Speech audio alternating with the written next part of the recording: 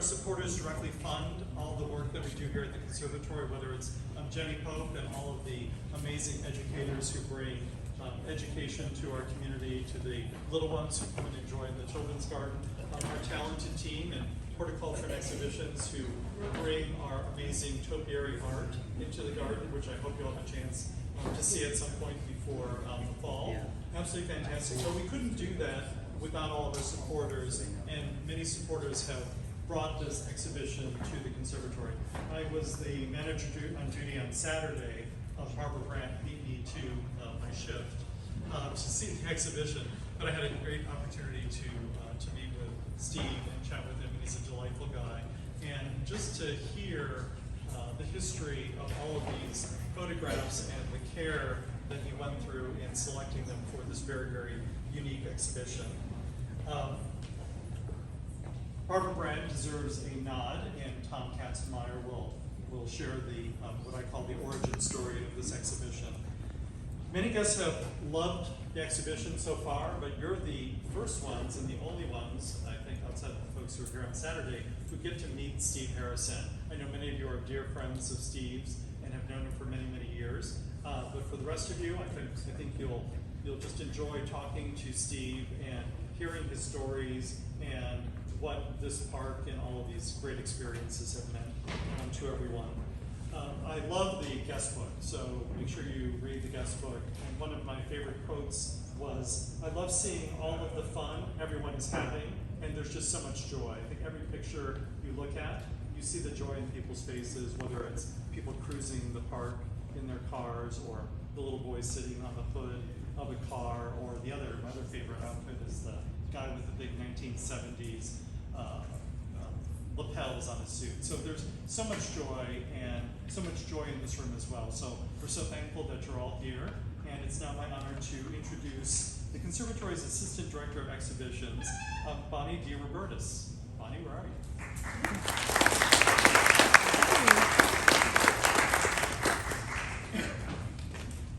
Thank you, Bruce. Hi, everybody. I'm Bonnie. So I have had the true pleasure of collaborating with Steve Harrison to bring Franklin the People's Park to life. And Steve, I'm sure as many of you know who are close to him, he is an amazing storyteller, not only in person, but also in his photos. It is our hope that the guests experiencing this exhibition will examine, explore, and understand the park's role in the history, evolution, and spirit of our neighborhood. So Steve has worked as a professional photographer for 35 years with the state of Ohio.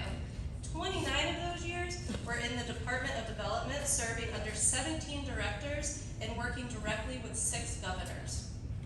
In addition to his professional career, Steve has used his camera to capture and freeze moments in time, including those taken here at Franklin Park over the last 5 decades. In the development of this exhibition, as Bruce had alluded to, he had the very daunting task of choosing which pieces were going to be in this exhibition. I don't know how he did it. His body of work of just the photos alone that were taken in the Conservatory was massive, and he was able to narrow them down to just under 50 pieces. We eventually had to tell him to stop. And he wanted to keep photographing all the way until the day of the exhibition. And I was like, no, Steve, we're good. We got enough pieces. So from the works chosen, the ones highlighting the 1970s showcase how the park to the Black community was the place to be on Sunday afternoons from the summer to the fall. I mean, those photos alone have such an energy. The fashion show, the music, the car shows, it's just amazing to look at those photos and be able to see and just for a moment be able to maybe experience what that was like. And it's a truly amazing, all those pieces. There is one piece in the show, what is it called? Tommy Easy. His outfit, I want it right now. It is truly amazing, and so make sure to check that one out. But those images are, the ones from the 70s truly are some of my favorite. But the work, the exhibition, also includes works throughout all of the decades and into the present day. The photos not only capture these everyday moments, but also feature some big historical moments in the park, and from things from protests to rallies to speeches and ceremonies. So Steve was recently featured in a cover story in the Dayton and Columbus African American News Journal, and I want to share a quote from that piece from the author Suzanne Parks. So, photographers tend to be background personalities, with expressionless faces obscured by their cameras. Harrison is different. He is affable, oozes personality, recognizable, and approachable. If you are one of the lucky ones to have had him focus his camera your way, a smile will erupt within, because he puts his subjects at ease and makes it fun. For me, the last year working with Steve truly has been just that, very fun. I have had an amazing joy hearing and learning all about these stories, and I am very happy and excited that we are here today to celebrate the man behind the camera and recognize his ongoing contributions to our community. His gallery show here, Franklin the People's Park, has been enjoyed by many since its opening on Saturday, and I want to give a great thanks to our supporters who made this possible, including the Ohio Arts Council, the Greater Columbus Arts Council, and the Columbus Foundation. There's a special thanks to individuals Barbara and David Brandt, Bruce Harkey and Roger Foreman, and Tom and Mary Katzenmeyer. Please welcome one of those supporters, local leader for arts advocacy, Tom Katzenmeyer.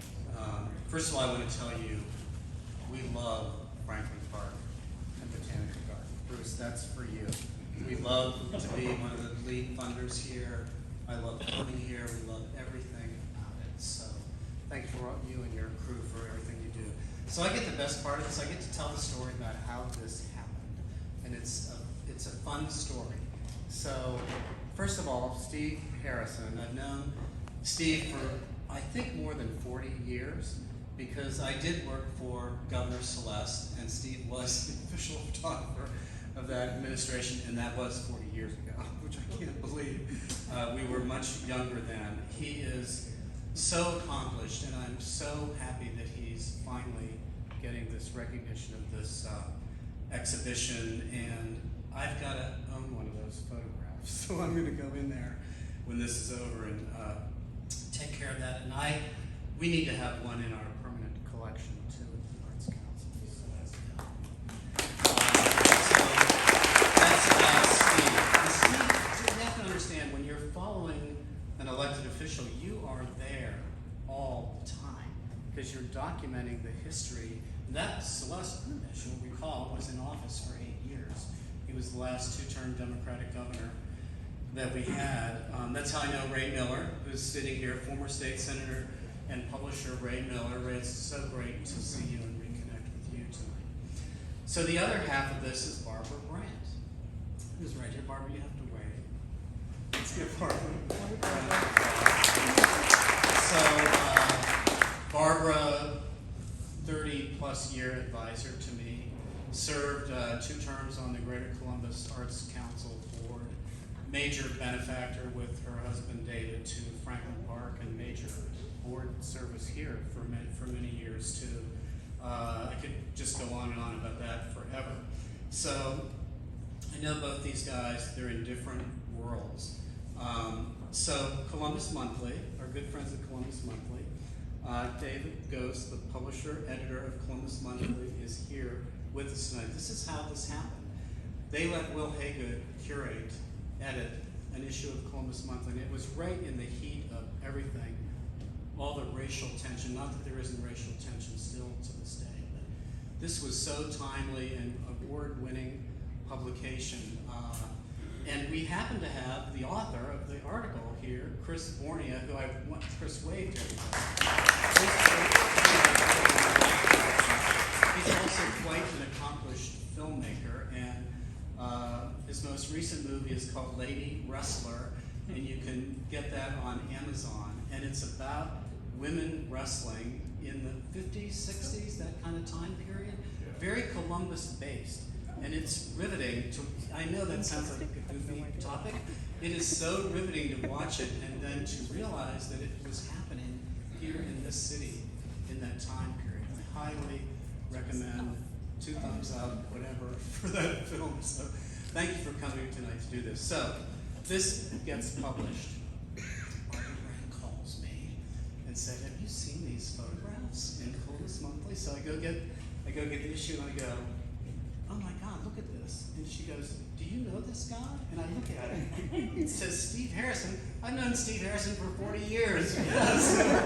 So it was one of these virtual things. Barbara meets Steve, Steve meets Barbara, and it has resulted in this work here today. I salute you, the benefactors of this, Steve, for your work. Thank you all very much. I want to bring Steve up here to make some comments and tell us about this, but this so captures forever what was happening here during that period of time, and that is so valuable to this city, so thank you.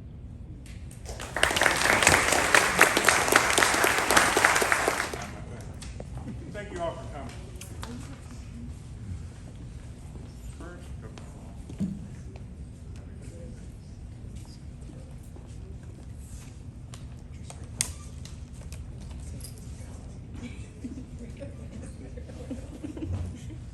First of all, thank God. And second of all, my wife, Janie Harrison, of 50 years, couldn't be here. She's dealing with some issues, health issues. But if you guys would be so kind to stand.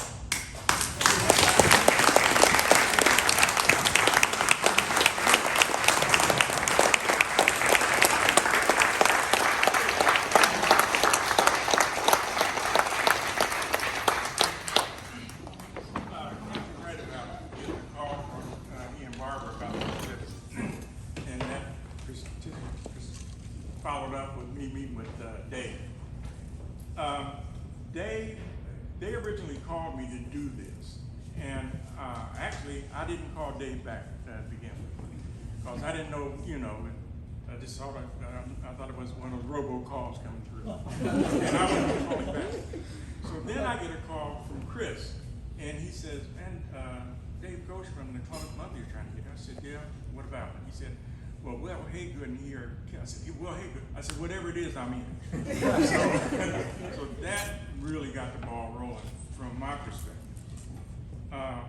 From that, Dave and I met. Dave came to the house, and so when he initially called me, he said, "We just want a couple of pictures for this article that was Sunday in the Park or whatever."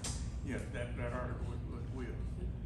What he didn't say was, and what Caps didn't, this issue was up for a national award, and sorry we didn't make it. But anyhow, that's how powerful this edition was.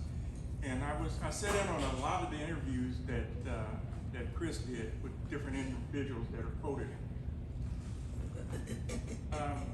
When Dave came to the house to meet, I just had a stack of prints because when I got the call, they said, "Do you have pictures of Franklin Park?" I said, "Yeah, I guess." Well, in my filing system, I go down, and a lot of this stuff, some of these images even go back to the 60s, 70s, right up to today. And so I go down, and they're just in negative form because during that time, I shot a lot of stuff, but I didn't print it. Some of it was on proof sheets, but most of it was on negatives. So I had to get the negatives digitized so I could print them to show Dave when he come up, because he said he just wanted a couple of pictures. So Dave comes over, and I got a stack of pictures, maybe 20 or 30. The first thing Dave said, after looking at him, he said, "Well, you got enough here to do an exhibit." Yeah. So we're looking at him, and I said, "Dave, check this guy out with the double-breasted suit." And he says, "I think that's Alex Haley." I'm like, "That is Alex." I never knew I had that. So going back through this stuff, I'm discovering more and more stuff. I mean, everything you saw on the wall in there, there's maybe another 50 images that didn't make it that I just stopped even looking at them after a while. Because I think when they originally called me to do this, I said, "How many images did you want?" They said, "Well, 25 would be good." Well, you sort of got it. But working with Bonnie and Bruce, your team here has been great. I mean, you've got a real team of rock stars. They've been, from day one, have been really great to work with and pulling the best out of what I, could do with it. the other thing is, Ray, where's that? Put me on the cover of his magazine. Only thing I was upset, you could have made my name bigger, Ray. Come on. But in doing this, Ray said, I need a shot of you. And so what I did, where's Desi? Desi. And her grandfather sitting there, Bob. Bob had approached me some time ago saying that he had a granddaughter that was interested in photography. And tonight is the second time I've ever seen this young lady. The first time I saw her, her and my granddaughter did this shoot. And they subsequently did the shoots for the article inside. So, and she's a junior? Senior. Huh? Senior. Oh, I didn't mean this like It's that. okay. She's a senior at CCAD. And Sophia, where's Zoe? Oh, Sophia also, well, actually, I think Zoe did the cover shot, but between the two of them, Zoe's going to, Grove City High School. where are you? Grove City. So she's at Grove City High School, but next year she'll be going to Columbus State for Dual credit. Dual credit. dual credit. So high school right into, so I wanted to applaud these young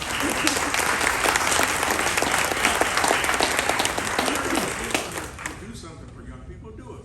You never know what's going to happen. Get What else? closer to the mic, Daddy. Oh, as they said, just talk about my history. James? I gotta turn your mic. Nobody can hear you. Oh, I'm sorry. Why didn't y'all wait for something? I didn't hear you. I'll be quick. History. One thing that I'm so sorry, my mentor, Fred Thomas, passed next year. If this would delight him to no end to see what he had brought out of me to do. Fred taught me all the rudiments of photography, from the dark room right to print to everything.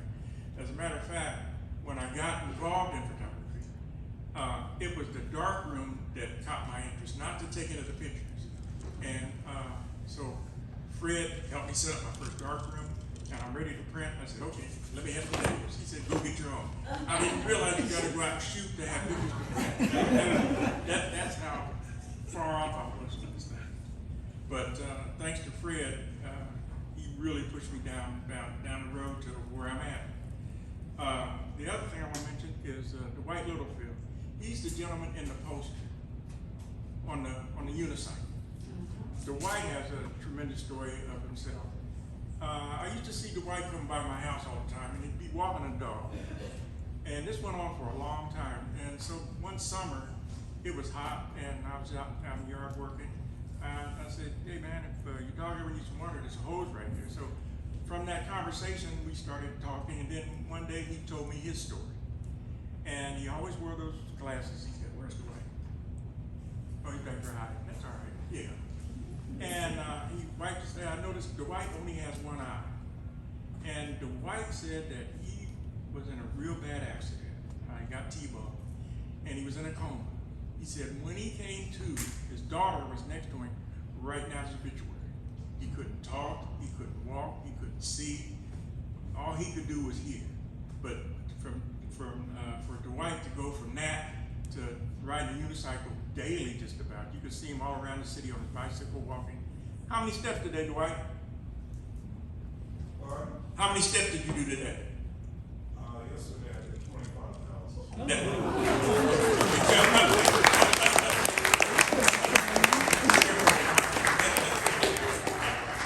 But back to my history. I worked 10 years at Westinghouse, and that's about the time that the bug bit me, thanks to Fred. And out there, I did not realize they had a photo studio. And I found out that when you buy an appliance, how they have pictures in there, well, they had to have a studio.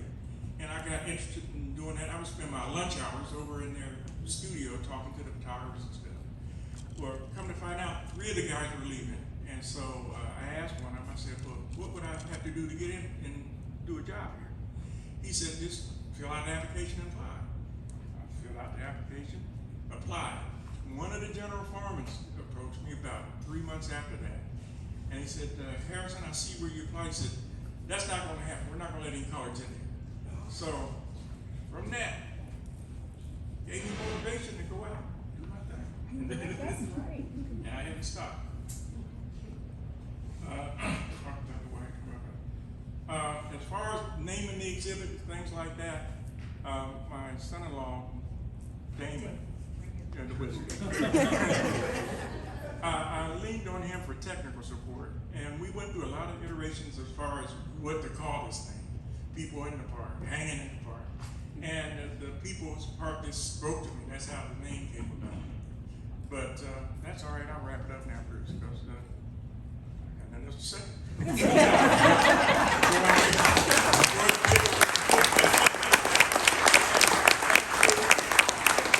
I got to thank BB, or Barbara Brent, BB, because she called me out the blue and came to my home wanting to buy the images. Well, we got so engrossed in talking about the images and stuff.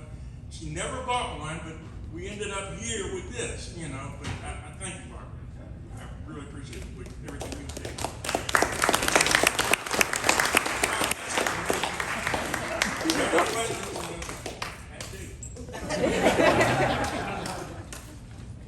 Well, thank you so much, Steve. It's just great hearing the stories, and I think that's what struck me about this exhibition when I was able to walk through it on Saturday, is that every one of those photographs tells a story. And that's what we try to do here at the Conservatory. Is I heard a great phrase when I was at our national conference in Dallas, and they said creating emotional souvenirs. And I thought, oh, I'm going to steal that. That's great. And that's what I think this work does. And I think that is what Steve has done for many of us, is to create these emotional souvenirs. And it's just such a joy to have this exhibition here at the Conservatory. We want to be a place where everyone feels welcome and sees themselves in our exhibitions and everything that we do. So please feel free to leave your drinks and food here. Go enjoy the gallery, buy lots of photographs for Steve, and have a great evening. And I'm sure Steve will be in the gallery to chat with all of you. Thank you.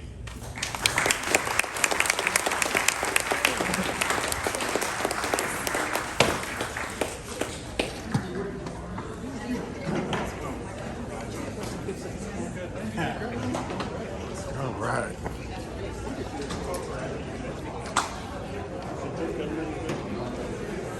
Hey.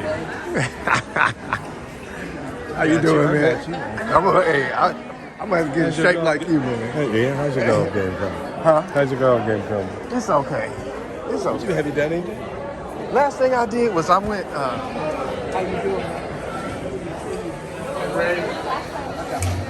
Second side.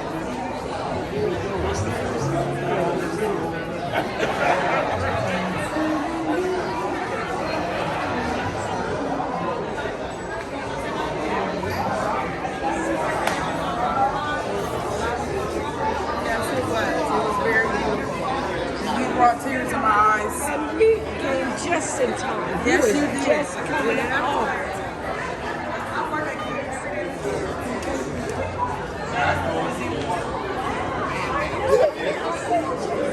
When you come and see us,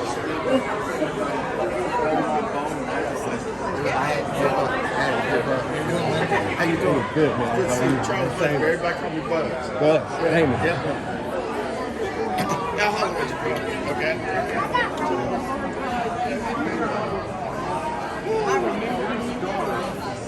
when you came out.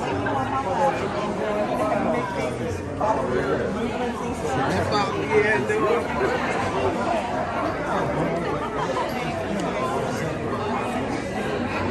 Hey, David. Hey, sweetie. You're like, who is this guy? You don't know who.